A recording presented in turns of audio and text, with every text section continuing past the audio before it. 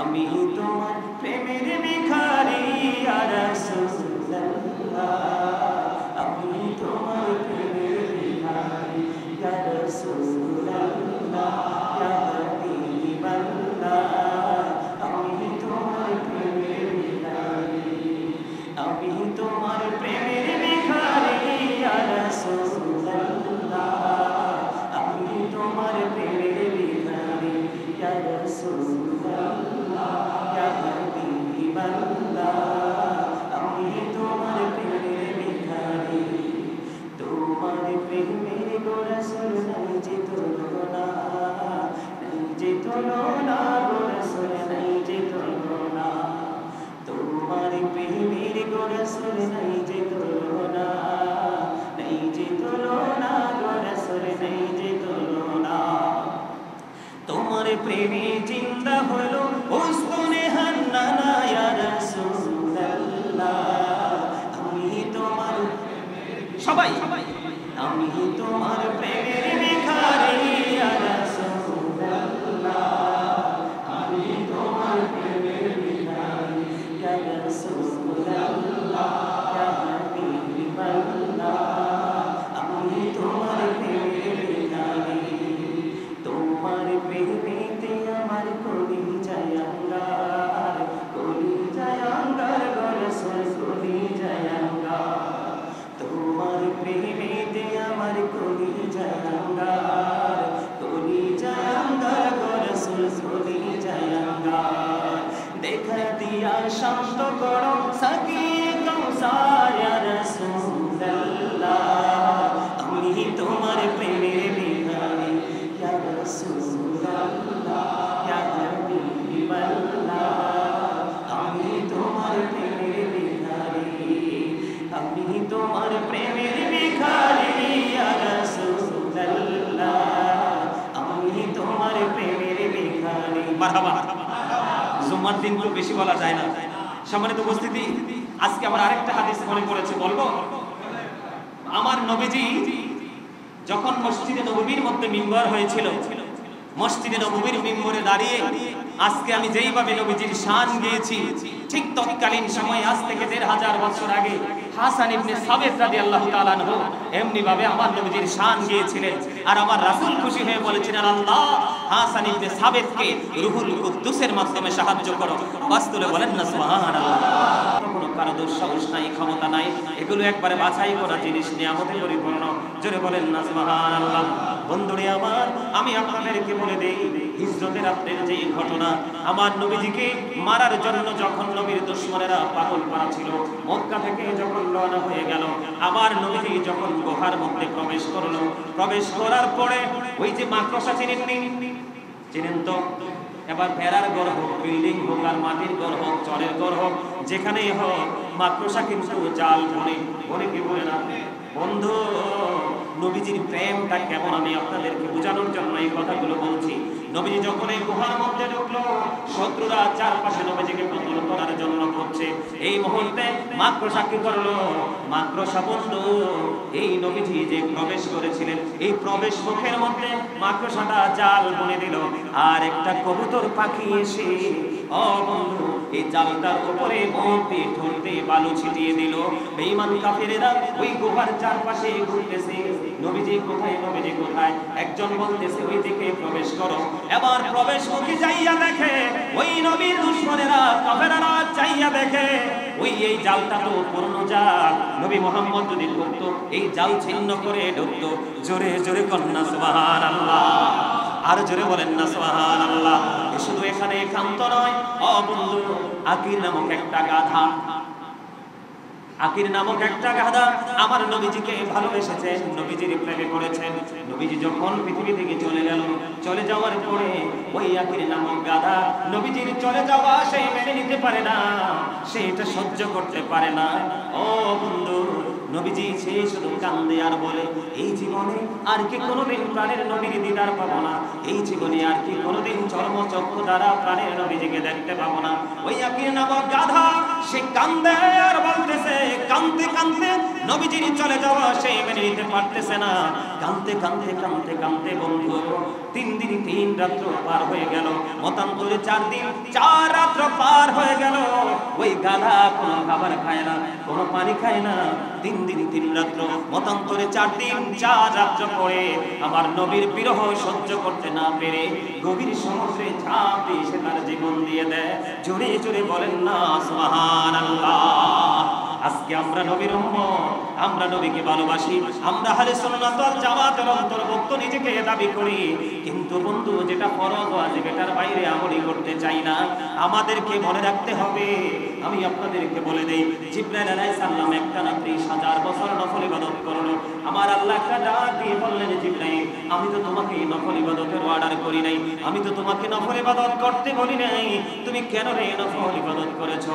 এবার জিবরাইল একটা ডাক দিয়ে বললেন, আল্লাহ গো তুমি আমাকে 600 ডানা দিয়েছো, অনেক বেশি সম্মানের অধিকারী করেছো, এই জন্য আমি শুকরিয়া স্বরূপ আমি 30,000 বছর নফল ইবাদত করেছি আল্লাহ।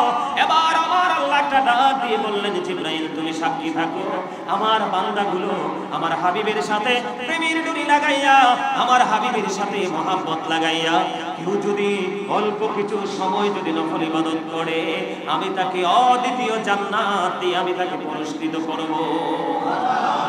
আর যদি আপনি ইচ্ছে করে কোন ধরনের কোন ঝামেলা নাই, একটা ঠুনকো জোহাতে যদি আপনি সুন্নাত নামাজগুলো ছেড়ে দেন, নফল ইবাদতগুলো ছেড়ে দেন, যদি কখনো আপনাদের এলাকায় স্টেজে আলোচনা করার সুযোগ হয়, তখন আমি বিস্তারিত ব্যাখ্যা করব, এক্সপ্লেইন করব। এখন সম্ভব নয়, ঘন্টা বেজে গেছে, মাইক ছেড়ে দিতে হবে। বন্ধু আপনাকে আমি বলি, যদি অল্প কিছু সময় নফল ইবাদত করার কারণে আমার আল্লাহ কথা দিয়েছে আপনার জন্য অদ্বিতীয় প্রেমময় জায়গা জান্নাত বরাদ্দ করে রেখেছে। আর যদি আপনি ইচ্ছে করে যদি কোন সুন্নাত ইবাদত ছেড়ে দেন, সুন্নাত নামাজ ইবাদত যদি ছেড়ে দেন, আমার রাসূল বলে দিয়েছেন আমি কাল হাসরের দিন আমি তাকে আমার উম্মত বলে স্বীকার করব না। এই জান্নাতের বাগান সাক্ষী রেখে বললাম, আমার রাসূল যদি কাউকে উম্মত বলে স্বীকার না করে, আপনার জীবনে যত বড় আল্লাহওয়ালা আপনি হন না কেন, আপনি আল্লাহ পর্যন্ত পৌঁছানোর কোনো রাস্তা নাই। তাহলে যিনি পড়বে উনি সুসংবাদ প্রাপ্ত, আর যিনি পড়বে না ওনার জন্য বন্ধু দুর্বিষহ অবস্থা অপেক্ষা করছে। ঠিক কিনা বলেন? আর জোরে। তাহলে ইবাদতের ক্ষেত্রে আমরা তাড়াহুড়া করব নাকি ঠান্ডা মাথায়? আরো জোরে। কিভাবে? ঠান্ডা মাথায়। কিন্তু বন্ধু ঠান্ডা মাথায় করবেন, অত্যন্ত গভীর প্রেমময় ভাবে। আমি আপনাদেরকে বলি, রাসূলকে মহব্বত, রাসূলের মহব্বত কেমন করে সৃষ্টি রাসূলকে ভালোবেসেছে, রাসূলকে মহব্বত করেছে। আপনারা সবাই তো জানেন, আবু বকরের পায়ে সাপে সবল দিয়েছিল ওই হিজরতের রাত্রিতে, নবীজির সাথে যে গুহার মধ্যে ঢুকেছিল, জানেন তো এটা? শোনেন নাই ওয়াজ? আর জোরে বলেন, আর জোরে বলেন না। একটু গজল গাই বলি। হ্যাঁ, গজল পছন্দ করেন? সবাই আমার সাথে গাইবেন, আপনাদের পরিচিত গজল গাইব, সবাই একটু গাইবেন। আমি তোমার প্রেমের ভিখারি ইয়া রাসূলুল্লাহ, আমি তোমার প্রেমের ভিখারি ইয়া রাসূলুল্লাহ, ইয়া হাবিবাল্লাহ, আমি তোমার প্রেমের ভিখারি, আমি তোমার প্রেমের ভিখারি ইয়া রাসূলুল্লাহ, আমি তোমার প্রেমের ভিখারি ইয়া রাসূলুল্লাহ, ইয়া হাবিবাল্লাহ, আমি তোমার প্রেমের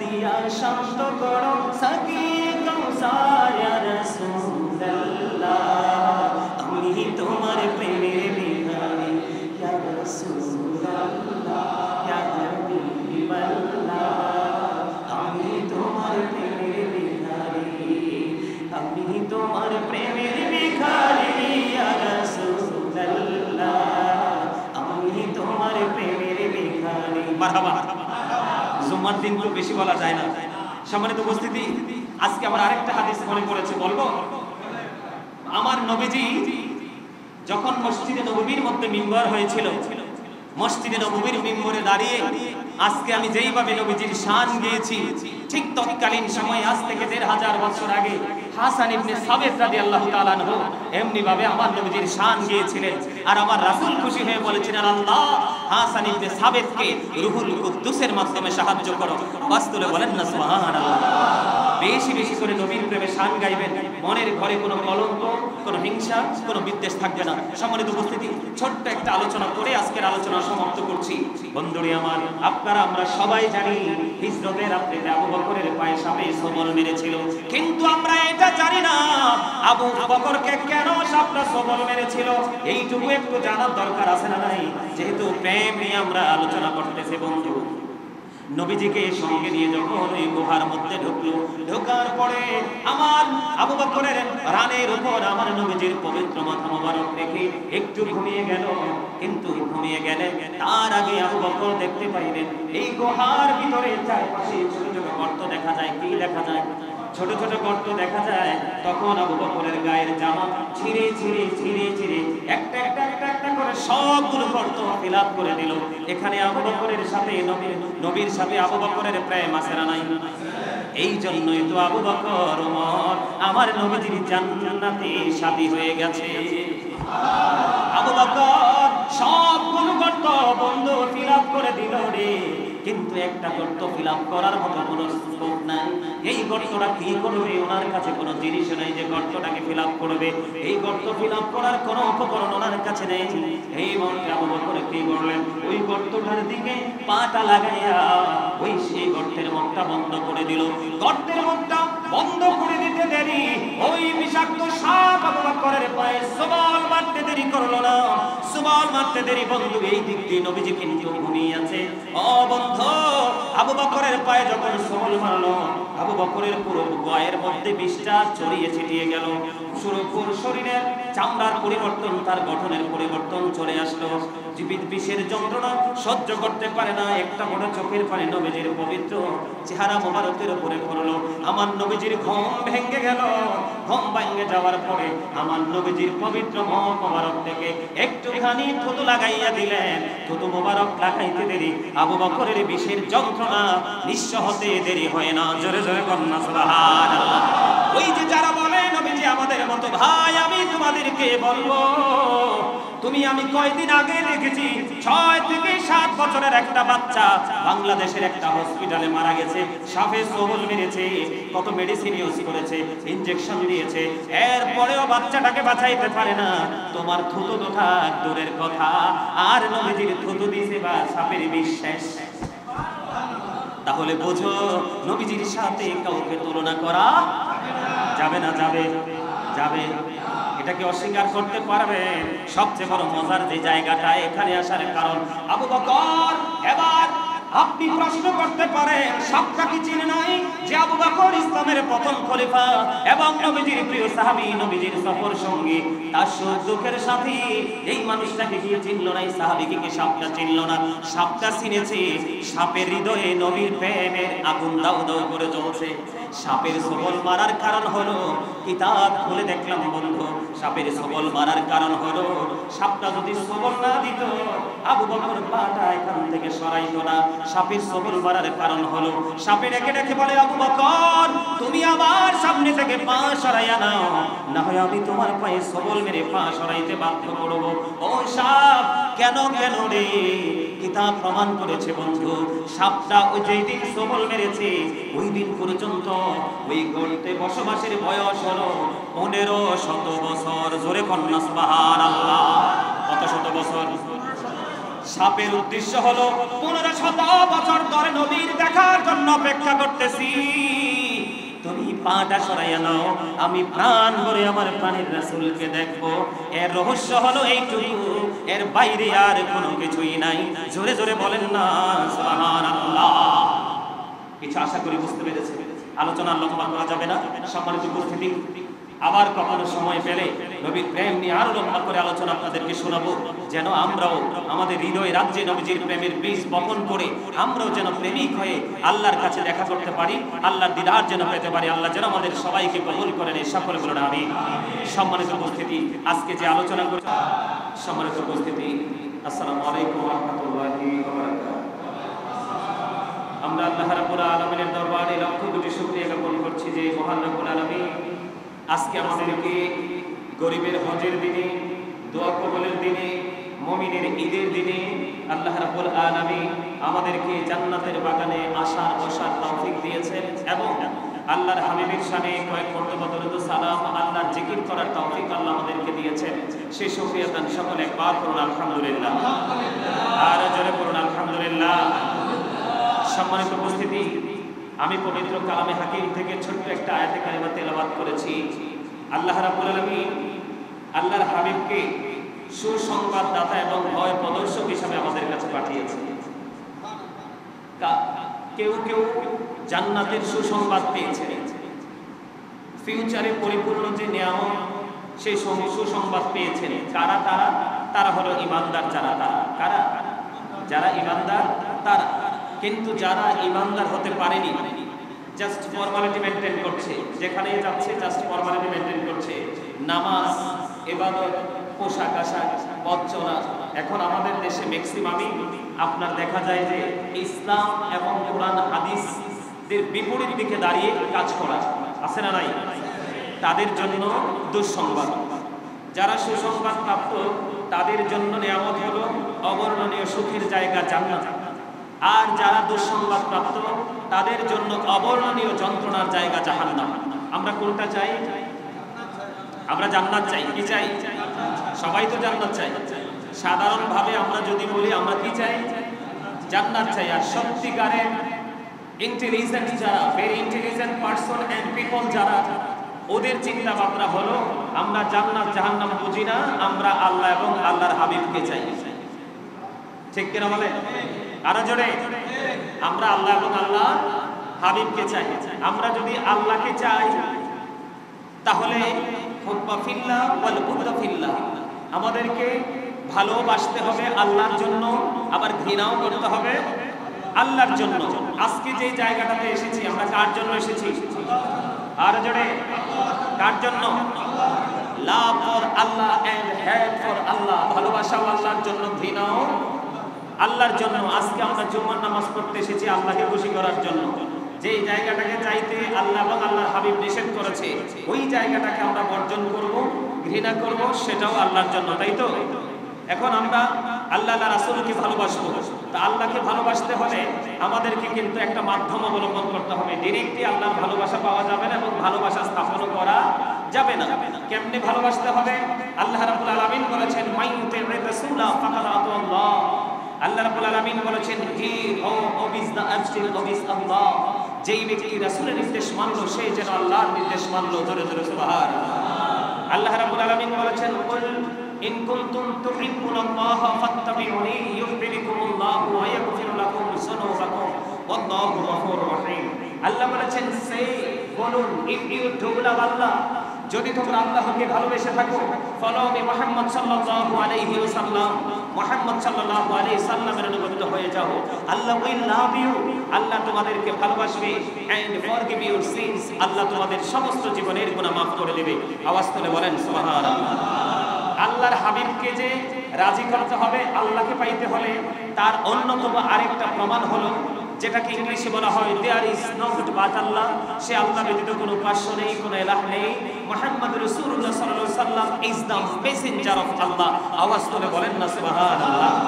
একদিকে তাওহীদ, আরেকদিকে রিসালাত, একদিকে আল্লাহ, আরেকদিকে আল্লাহর হাবিব। এখানেও কিন্তু সুস্পষ্ট দেখা যায় যে আল্লাহ রাব্বুল আলামিনের পাশেই আল্লাহ আল্লাহর হাবিবকে রেখেছেন।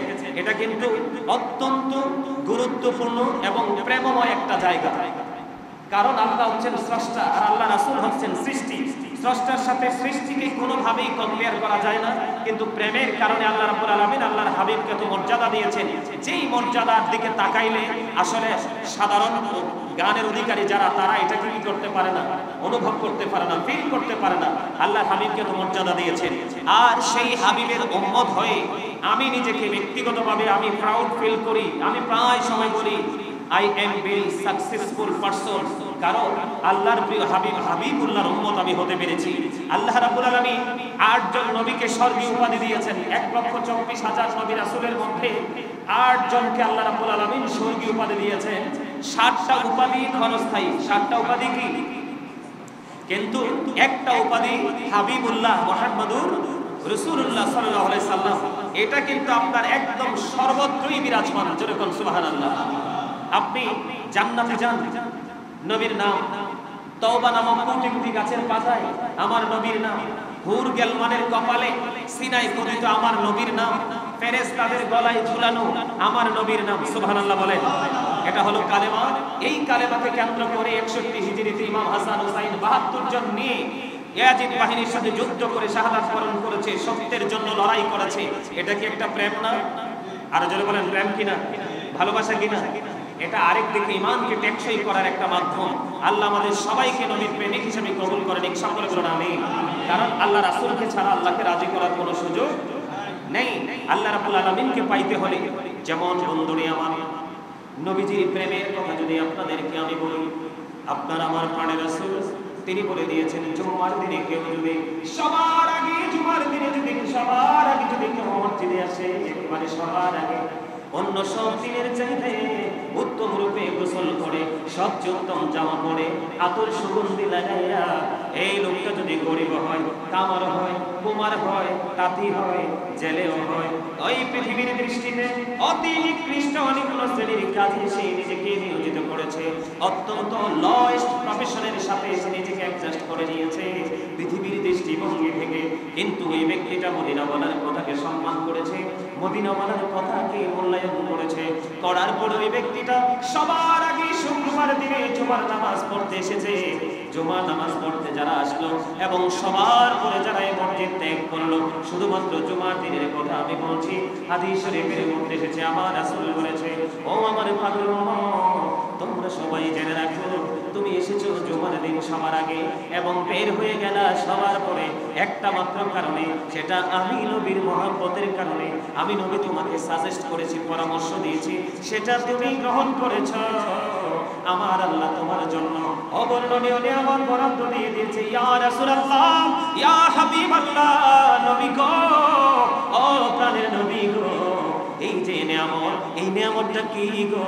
আমার রাসূল বলেছেন, তুমি যখন মসজিদ থেকে সবার পরে যখন বের হয়ে যাবে, যার বাড়িটা যত দূরে সে তত বেশি বেনিফিটের অধিকারী হবে। ইয়া রাসূলুল্লাহ, কেমন করে সম্ভব? আমার নবীজি বলেছেন, তোমার বাড়ি যাইতে যতগুলো কদম লাগবে রে, প্রত্যেকটা কদমের বিনিময় আমার আল্লাহ 1 বছরের নফল ইবাদতের সওয়াব দিয়ে দিবে। জোরে জোরে বলুন না সুবহানাল্লাহ, আর জোরে বলুন না সুবহানাল্লাহ। ও বাবা ইব্রাহিম জামে মসজিদের মুসল্লিরা, আশেপাশের আমার ভাই, আমার বাবারা, আমি আপনাদের সবাইকে বিনীতভাবে অনুরোধ করব, আমার রাসূলের এই একটা হাদিস যদি আপনি মানতে পারেন, আপনার বাড়ি যাইতে যদি 100টা কদম লাগে, কয়টা কদম? 100টা কদম মানে 100টা কাইক দিয়ে আপনি বাড়ি পৌঁছাইবেন। আমার রাসূলের হাদিস অনুযায়ী আপনার আমলনামায় 100 বছরের নফল ইবাদতের সওয়াব দেওয়া হবে। এর চেয়ে বড় নিয়ামত আর কি হতে পারে, ঠিক কিনা বলেন? আমার কথা আপনারা বুঝতে পেরেছেন কিনা? তাহলে জুম্মার দিনে মদিনাওয়ালাকে ভালোবেসে আগে আসার দরকার না পরে আসার? এটা হলো যারা ঈমানদার, যারা মুমিন, যারা মুত্তাকি, তাদের জন্য পরিপূর্ণ নিয়ামত। আর যারা আপনি রাসূলকে মূল্যায়ন করবেন না, রাসূলের হাদিস আপনি মানবেন না, আপনি আপনার মতো করে পথ চলবেন, আপনার জন্য আরেকটা হাদিস রয়েছে। ওই যে আমি বলেছি আজকের আলোচনার ধরন হলো সুসংবাদপ্রাপ্ত এবং গজবের সংবাদপ্রাপ্ত, এই দুইটা পার্সন।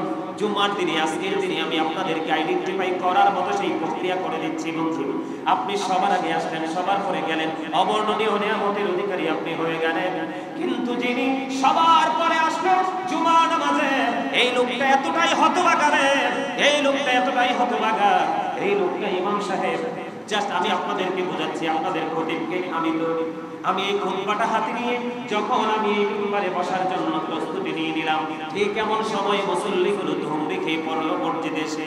আমার নবীজি জানিয়ে দিয়েছে, তুমি জুমার নামাজ পড়তে এসেছো ঠিকই, নামাজ পড়েছো ঠিকই, সিজদা দিয়েছো ঠিকই, কিন্তু তুমি হতভাগা উম্মত। ইয়া রাসূলুল্লাহ, কেমন করে আমি হতভাগা উম্মত? আমার নবী বললেন, আমি তো দুইটা হাদিস বলে দিয়েছি তোমাদেরকে, জুমার দিনের জন্য সবার আগে তুমি গোসল করবা, অন্য সব দিনের চাইতে উত্তম রূপে গোসল করবা, ঘরের আলমিরার মধ্যে যে দামি পাঞ্জাবিটা আছে উত্তম জামাটা পরবা, কারণ এটা মুমিনের জন্য বড় ঈদের দিন। জোরে জোরে বলুন না সুবহানাল্লাহ। আমার রাসূল আরো বলে দিয়েছেন, ওয়াল জুমআতু ইলাল জুমআ, হাদিসের ছোট্ট একটা অংশ বিশেষ আমার রাসূল বলে দিয়েছেন, একটি জুমা যদি তুমি সঠিকভাবে পালন করতে পারো, আর একটা জুমার পর যেমন যত জুমা আপনারা পড়েছেন, আজকের জুমায় যথাযথভাবে আপনাদের খতিব সাহেবের জবানের কথা মেনে এসেছেন। আমার নবী বলে দিয়েছি, একটি জুমা তুমি পড়েছো, পরের জুমায় এসে পড়লা, মাঝখানে একটি সপ্তাহের গুনার কাফারা হয়ে গেল এই দুই দিকের দুইটা জুমার কারণে। জোরে জোরে বলেন না সুবহানাল্লাহ। আর যদি আপনি সবার পরে যদি মসজিদে আসেন, একেবারে সবার পরে যখন ইমাম সাহেব খুতবা দেওয়ার জন্য মিম্বরে দাঁড়িয়ে যাচ্ছে, প্রস্তুতি নিয়ে নিচ্ছে, এই সময় যখন আপনি মসজিদে ঢুকলেন, আপনি হতভাগা, একদিকে প্রথম কাতারে বসলে একটা উট কুরবানির সওয়াব, সুবহানাল্লাহ বলেন না, আর একদিকে সবার আগে এসে সবার পরে বের হইলে প্রত্যেকটা কদমে 100 কদম, 1 বছরের নফল ইবাদতের সওয়াব। আর আপনি আসলেন অহমিকা করে, দাম্ভিকতার সাথে, না না না, গাজী সুলাইমানের আওয়াজ আমার পছন্দ হয় না, ওনাকে আমি পছন্দ করি না, আমি মসজিদে সবার পরে চলে গেলাম। আমার রাসূল বললেন, ও জুমার দিনের মুসল্লি, তুমি অত্যন্ত হতভাগা, তোমার আজকের এই বাবা ইব্রাহিম মসজিদের দুই পাশে আল্লাহর রহমতের ফেরেশতারা আজকে নোটবুক নিয়ে হাজির হয়ে গেছে। যিনি প্রথম এসেছেন ওনার অত্যন্ত খুশ নসিব, কারণ ওনার রোল নাম্বার আজকের তালিকা অনুযায়ী 1। জোরে কন্যা সুবহানাল্লাহ। যিনি 1 হয়ে তিনি চ্যাম্পিয়ন কিনা। আর যিনি সবার পরে আসলো, তখন ওই যে আজকের যে নোটবুক হাজিরা খাতা, এই হাজিরা খাতায় ওই মুসল্লির নামটা ওঠে নাই। বলে, হুজুর কেন ওঠে নাই? আবার রাসূল জানিয়ে দিয়েছে, তো ইমাম সাহেব যখন খুতবা দেওয়ার জন্য মিম্বরে চলে আসলো, ঠিক তখনই ওই ফেরেশতারা তাদের নোটবুকটাকে বন্ধ করে, ক্লোজ করে, খতিব সাহেবের খুতবা শোনার জন্য দাঁড়িয়ে গেল। এরপরে যতগুলো মুসল্লি আসলো, আজকের জুমার দিনের মুসল্লিদের তালিকায় তার নাম ওঠে নাই। আওয়াজ তুলে বলেন না নাউজুবিল্লাহ। তাহলে আপনারা আইডেন্টিফাই করেন, দিন কিন্তু একটাই, সময় কিন্তু একটাই, শুধু মানসিকতার কারণে, চিন্তা করার কারণে একজন সর্বোৎকৃষ্ট আরেকজন সর্বনিকৃষ্ট। এইটা গেল একটা বিষয়। আরেকটা বিষয় হলো, জুমার দিনটা শুধু জুমার দিন নয়, মুমিনের ঈদের দিন, আনন্দের দিন, খুশির দিন, একটা অবর্ণনীয় প্রেমময় একটা আলিঙ্গনের দিন। এটার পাশাপাশি আরেকটা বড় নিয়ামত হলো, জুমার দিনটা হলো আপনাদের জন্য বিশেষ একটা ক্লাস। কথা বলেন না কেন? জুম্মার দিনটা আপনাদের জন্য বিশেষ একটা ক্লাস।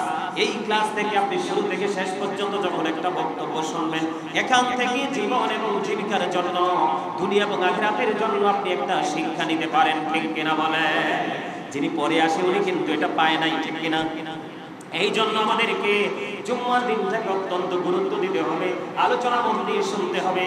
আমার নবী বলেছেন, যোগ্য, দক্ষ, এক্সপেরিয়েন্স ইমাম সাহেবের পিছনে তোমরা নামাজ পড়ো, তাহলে তোমাদের কোনো ক্লান্তি, তোমাদের কোনো প্রতিকূলতা, তোমাদের কোনো ধরনের সমস্যা তোমাদেরকে গ্রাস করবে না। কারণ যোগ্য লোক যখন আসবে, তার মুসল্লিরাও দেখতে দেখতে যোগ্য হয়ে যাবে। ঠিক কিনা বলেন? গোল্ডের দোকানে গেছেননি, তার মানে স্বর্ণের দোকানে গেছেননি। আপনি তো চামড়াটা কালো, আদারওয়াইজ দিবেন না, কিন্তু আপনি কিন্তু অন্য সবার মতো সুন্দর না, একটু ডিপ আপনার স্কিনটা। আপনি যখন গোল্ডের দোকানে যাবেন, ওই গোল্ডেন কালারে আপনিও গোল্ডেন হয়ে যাবেন। আমার কথা বলে না কেন? বাস্তব কথা কিনা? ঠিক তেমনি ভাবে আপনি যখন আল্লাহর প্রিয় গ্রহণযোগ্য মানুষের সাথে যখন পথ চলতে থাকবেন, আল্লাহ রাব্বুল আলামিন আপনাকে গ্রহণযোগ্য করে নেবে। জোরে জোরে বলেন না সুবহানাল্লাহ। সাহাবী কাকে বলা হয়? যারা নবীকে ঈমানী দৃষ্টিভঙ্গি দিয়ে চর্মচক্ষু দ্বারা প্র্যাকটিক্যালি দেখেছেন, নবীর প্রতি বিশ্বাস স্থাপন করেছেন, নবীকে ভালোবেসেছেন, তারাই তো সাহাবী। ঠিক কিনা বলেন? আরো জোরে বলেন। আমি আপনাদেরকে এক্সাম্পল দেই বন্ধু, অ্যাডজাস্ট হওয়া এবং প্রেম থাকলে মানুষের জীবনের কেমন করে পরিবর্তন হয় বন্ধু। আমি আপনাদেরকে বলি, আমরা তো মানুষ, বিশেষ করে আমার এই মসজিদেও আমি দেখিয়েছি, আমি সালাম ফিরানোর পরে অনেকেই কিন্তু সুন্নত নামাজ ছেড়েই চলে যান কি যান না? কিসের তো তারা, কিসের তো পেরেশানি, কিসের তো এক্সকিউজ? এটা আপনি কেন দেখাচ্ছেন? কারণ আপনাকে মনে রাখতে হবে এইটা জুমার দিন। আজকে যদি আপনি চলে যান, পৃথিবীর সব কিছু থেমে যাবে, পৃথিবীর কেউ আপনাকে মনে রাখবে না। যেই সন্তানের জন্য জীবন কুরবানি করেছেন, সেই সন্তানও আপনার কবরে যাবে না, আপনার জন্য কোনো উপকারে আসবে না। এটা আমার বানানো কথা নয়, কোরআন শরীফের 19 পারা সূরা শুআরার 88 নম্বর আয়াতে আমার আল্লাহ বলে দিয়েছেন, ইয়াউমা লা ইয়ানফাউ মালু ওয়ালা বানুন। কাল হাসরের দিন, ও হতভাগা বাবা যারা হয়েছো, মা যারা হয়েছো, এই আয়াতটুকু মনে করে যাও, হৃদয়ের মধ্যে, ব্রেইনের মধ্যে সেটআপ করে দাও। আমার আল্লাহ বলেছেন, ইয়াউমা লা ইয়ানফাউ মালু ওয়ালা বানুন। কাল হাসরের দিন তোমার ধন সম্পদ, সন্তান সন্ততি কোনো কাজে আসবে না। তাহলে সন্তানের জন্য, ফ্যামিলির জন্য, পরিবারের জন্য নিজের ভবিষ্যৎকে তোমরা কুরবানি করো না। আল্লাহর দোহাই লাগে, আমি আজকে আপনাদেরকে বলে দিলাম, যেই যেখানে থাকবেন, যেই অবস্থায় থাকবেন, আল্লাহর আপনি যখন কোন মসজিদে শুনবেন হাইয়া আলাস সালাহ বলছে, আপনাকে নামাজের জন্য মসজিদে আসার জন্য ডাকছে, হাইয়া আলাল ফালাহ যখন শুনবেন, আপনি মনে করবেন আপনাকে কল্যাণের জন্য ডাকছে, আপনার এখানে আসলে কল্যাণ হবে, মঙ্গল হবে। এই জন্য আমি আপনাদেরকে বলে দেই, জুম্মার দিন বিশেষ ইবাদতের সময়ে নিজের কোনো তাড়াহুড়া কোনো দেখাবেন না, কারণ এতে আপনার প্রেজেন্ট এন্ড ফিউচার দুটোকে ব্ল্যাক করে ফেলবেন, ব্রাইটনেস করতে পারবেন না। বন্ধুরে আমার, আমি আপনাদেরকে প্রেমের কথা বলি। আমার নবীজি যখন মদিনায় ছিলেন, মদিনায় থাকা অবস্থায় 27টি যুদ্ধ করেছেন। কয়টি? 27টি যুদ্ধ করেছেন। 27টি যুদ্ধের মধ্যে সবচেয়ে বড় যুদ্ধ হলো উহুদের যুদ্ধ। এই উহুদের ময়দানে আমার নবীজি দান্দান মোবারক যখন শহীদ হয়ে গেল, শহীদ হয়ে যাওয়ার পরে বলল, নবীজির এই পবিত্র মুখ মোবারক থেকে রক্ত মোবারক প্রবাহিত হতে লাগলো, বের হতে লাগলো। তখন মালিক বিন সিনান দেখলেন। মালিক বিন সিনান দেখে সহ্য করতে পারলেন না, দৌড়ে চলে গেলেন প্রাণের রাসূলের কাছে। প্রাণের রাসূলের কাছে গিয়ে নবীজির রক্ত মোবারক যখন প্রবাহিত হতে লাগলো, বের হতে লাগলো, মালিক বিন সিনান সেটা খালি পান করতে লাগলো, খেতে লাগলো। আমার নবীজি একটা ডাক দিয়ে বললেন, হে মালিক বিন সিনান, রক্তগুলো বক্ষণ করো না, রক্তগুলো জমিনে ফেলে দাও। মালিক বিন সিনান একটা ডাক দিয়ে বললেন, ইয়া রাসূলুল্লাহ, ইয়া হাবিবাল্লাহ, নবী গো, ও প্রাণের নবী, আমি আমার আল্লাহর ইজ্জতের কসম করে বলছি গো, আমি আপনার একটা ফোঁটা রক্ত উহুদের জমিনে পড়তে দিব না ইয়া রাসূলুল্লাহ। এই কথা বলে বলে বলে বলে মালিক বিন সিনান নবীজির রক্ত মোবারক ভক্ষণ করতেছে। নবীজির রক্ত মোবারক ভক্ষণ করতে করতে করতে করতে যখন শেষ রক্তের ফোঁটা যখন শেষ হয়ে গেল, শেষ রক্তের ফোঁটা যখন শেষ হয়ে গেল, এবার আমার রাসূল গোটা পৃথিবীর মানুষগুলোকে ডাক দিলেন, ডেকে ডেকে বললেন, ও দুনিয়ার মানুষ, তোমরা দুনিয়ায় যদি কোনো জান্নাতি মানুষ দেখতে চাও, তাহলে এই মালিক বিন সিনানকে দেখে নাও। জোরে জোরে বলুন না সুবহানাল্লাহ। আপনারা বলেন, আপনার আমার রক্ত খাওয়া কিন্তু হারাম। কথা বলেন না কেন? আপনার আমার রক্ত খাওয়া হারাম। আমাদের দেশে অনেকেই নবীজিকে আমাদের মতো মনে করে, করে কি করে না? কিন্তু আমার নবী আজ থেকে 1500 বছর আগে চ্যালেঞ্জ করে গেছে। আমার রাসূল বলেছেন, ওয়ালা আইয়ুকুম মিথলি, তোমরা কে আছো আমার মতো? কোন সাহাবী তো হাত তোলার সাহস পায় নাই। এই পৃথিবীর মানুষ কেমন করে নবীজিকে আমাদের মতো মনে করে? নবীজিকে আমাদের মতো মনে করা মানে নবীজিকে ছোট করা, সাধারণ কাতারে নামিয়ে নিয়ে আসা, এটা 100% কুফরি। এগুলো করলে ঈমান চলে যাবে বন্ধু। আমি আপনাদেরকে বলে দিতে চাই, নবীজির রক্ত মোবারক খাওয়ার কারণে মালিক বিন সিনান জান্নাতি হয়ে গেল। আপনারা শুনেছেন আরেকজন বরকত পয়দাশী, যার নাম হলো বন্ধু উম্মে আইমান। নাম শুনেছেন কিনা? আমার নবীজির প্রস্রাব মোবারক খেয়ে ফেলেছে। সুবহানাল্লাহ বলেন না? আমার নবীজি বললেন, রে উম্মে আইমান, তুমি কি করেছো? প্রস্রাবটা খেয়ে ফেললাম। ইয়া রাসূলুল্লাহ, আমার কাছে মনে হয় এই পৃথিবীতে এর চেয়ে বড় নিয়ামত আর কিছু নাই গো ইয়া রাসূলুল্লাহ। আমি এটা নিয়ামত মনে করে খেয়ে ফেলেছি। আমার রাসূল জানিয়ে দিলেন, তুমি প্রস্রাব খেয়েছো, আমি দুনিয়াতে তোমাকে জান্নাতের সুসংবাদ দিয়ে দিলাম। জোরে জোরে কন্যা সুবহানাল্লাহ। এগুলো কি অস্বীকার করার মতো?